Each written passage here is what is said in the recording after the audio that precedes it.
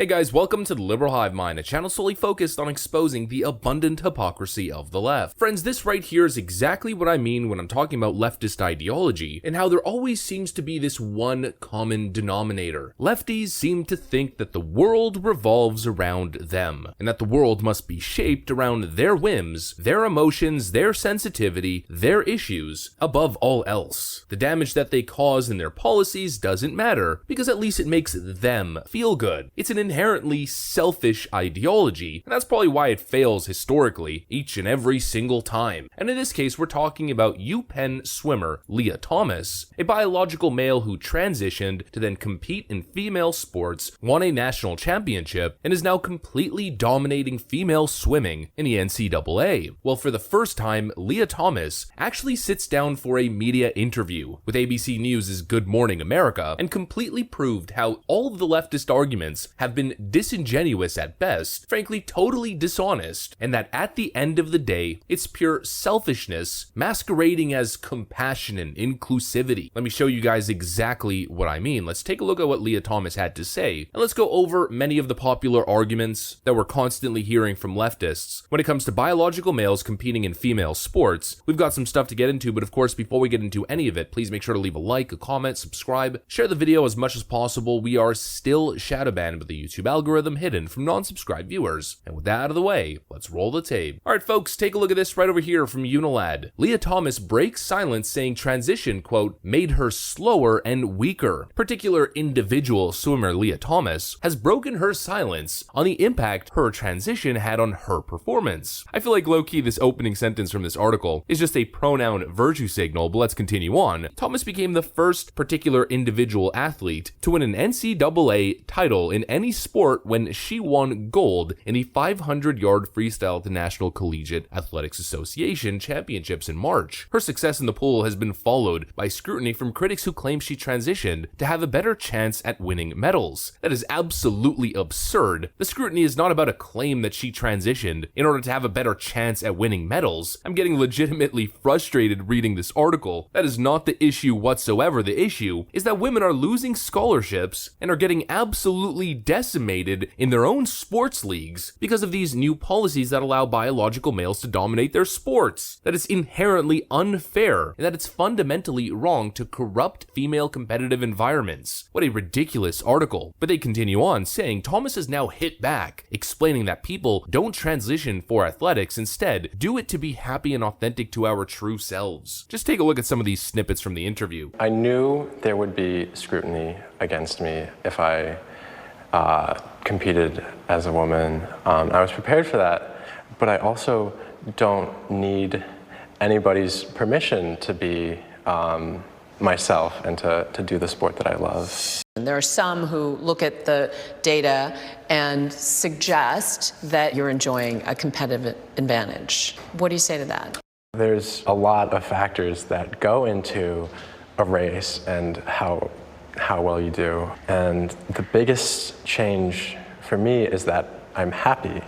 And sophomore year, where I had my best times competing with the men, I was miserable. And so having that be lifted is incredibly relieving and allows me to put my all into training, into racing. Trans people don't transition for athletics. We transition to be happy and authentic and our true selves. The mental and emotional changes actually happened very quickly. I was feeling a lot better mentally. I was less depressed, and I lost muscle mass, and I became a lot weaker and a lot slower in the water. And this is exactly what I mean by the leftist stance is totally dishonest and it's frankly selfish. Do you believe that you have an unfair advantage is the question that this individual was asked. She opted to actually ignore that question, not answer it at all, and just say, well, I'm happier now. This is what I mean by leftist ideology always seems to have this one common common denominator that my feelings, my emotion, and my will and my want and my needs supersede all else. Competitive advantage be damned. Corruption of this competitive environment, and frankly the destruction of female sports, kicking the top female athlete to second place to third, and so on. Who cares about them? I'm happy and I'm being my true self. That right there is just fundamentally wrong. It's unethical, it's immoral, and it shows you that even the athletes themselves know that they have an unfair advantage. Why would you avoid answering that question unless you knew the answer, but the answer went against your own narrative? And so you opt to emotionally manipulate the audience by claiming that you were depressed and you had all of these problems, therefore the world must bend to your will, and that entire competitive leagues must change their rules to make you happy. That is inherently selfish, and it shows you that liberals on this particular issue have been arguing from bad faith since the start. They keep calling themselves the party of science, the party of science. All the science suggests that you're wrong, bigot. But apparently the science, at least according to Leah Thomas, is that transitioning made Thomas slower and weaker. That's not scientific. I mean, that's an obvious fact that, yeah, of course you're slower and weaker, but you're still significantly faster and stronger than the average female and probably all of the top female athletes. Again, it is totally wrong. And to say something like, I don't need anybody's permission to be myself, absolutely you don't. You can be yourself. But that shouldn't give an individual the right to go in and unfairly take advantage of weaker competitors in a female bracket and completely dominate that scene. And 1 year doing hormone replacement theory doesn't make it a fair and balanced competitive environment. These individuals still have a significant advantage, yet lefties continue to argue in bad faith even as ABC is. Take a look at this. Per ABC, a sports medicine journal review on several studies into the potential advantages that particular individual athletes may have has concluded that there is no direct or consistent research showing particular individual athletes have an advantage over cisgender ones. Oh, well, there's just no research is what they tell you. You know what there is? There's basic biology, common sense, and what most biological experts and even doctors admit and say publicly. ABC then goes on to say, however, more than a dozen US states have instituted bans to prevent particular individual students from competing in sports according to their identity. Oh, the horror. Framing of this article is absolutely absurd, especially when as they're writing and releasing this stuff, pushing this ridiculous culture war nonsense, anti-scientific bad faith arguments, pushing politics instead of facts, even the left-wing New York Times is debunking them. Doctors say that Leah Thomas has unfair advantage over biologically female swimmer. What are the details? Mayo Clinic Dr. Michael Joyner and sports psychologist Ross Tucker told the outlet that Thomas's very status as a particular individual woman is what gives her a vast advantage over biologically female swimmers. Joyner and Tucker added that the 22-year-old Thomas has an overall biological advantage even though she took the hormone-suppressing drugs for the required time. According to the report, Joyner said that girls typically grow at a faster rate when compared to boys of the same age. They generally have a competitive advantage in their early years. Puberty, however, is far more than a great equalizer. You see the divergence immediately as testosterone surges into boys. There are dramatic differences in performances. He added that while social aspects to sports exist, physiology and biology underpin it. Testosterone is the 800-pound gorilla, he insisted. Tucker doubled down on Joyner's remarks and added, Leah Thomas is the manifestation of the scientific evidence. The reduction in testosterone did not remove her biological advantages. I mean, it is common sense. Men have wider shoulders, more of a V structure to our backs, which is a huge advantage in swimming if you've ever seen Michael Phelps's physique. Makes you almost like a damn stingray pushing through the water. Men have stronger bones and stronger built bodies, naturally, and especially bone density, bigger hands and bigger feet that allow you to create more force in the water as you push through the water. And of course, the birthing hips is probably one of the biggest advantages. Females have a wider pelvis. Their legs are further apart. They start further out at the hips and then sort of meet in the middle at the bottom. This, of course, is a biological reality because women get pregnant and need to push a baby through. Men, however, have smaller pelvises and a more straight structure from hips to feet. It allows men to be more explosive, quicker, more agile. It's why men have such a competitive advantage in sports like soccer and football and basketball. Explosive, quick movements where you fake right and dash left, running lines in football, darting forward incredibly fast, halting to a stop, faking left, dashing right. Quick, agile, explosive movement that's undeniable. It's an advantage, an inherent biological advantage that men possess in the sports arena. It's just a fact. fact, and every argument coming from leftoids is disingenuous, anti-science, and inherently selfish. It's about virtue signaling and feelings about how I feel. Everybody else be damned. While I have sympathy for people and the dysphoria that they're going through, and whatever psychological turmoil and trauma, depression people are experiencing, I feel bad for that, and of course, I don't want people to feel that way. At the end of the day, the answer is not taking away opportunity from young female athletes. And anyone who says otherwise, I mean, it's just an absurd argument. At that point, you are anti-female. But anyways, I think I made my point. If you guys enjoyed this video, make sure to leave a like, a comment, subscribe, share it as much as possible. I'm gonna get back to work. I want to thank you guys for watching, and I'll see you on the next one.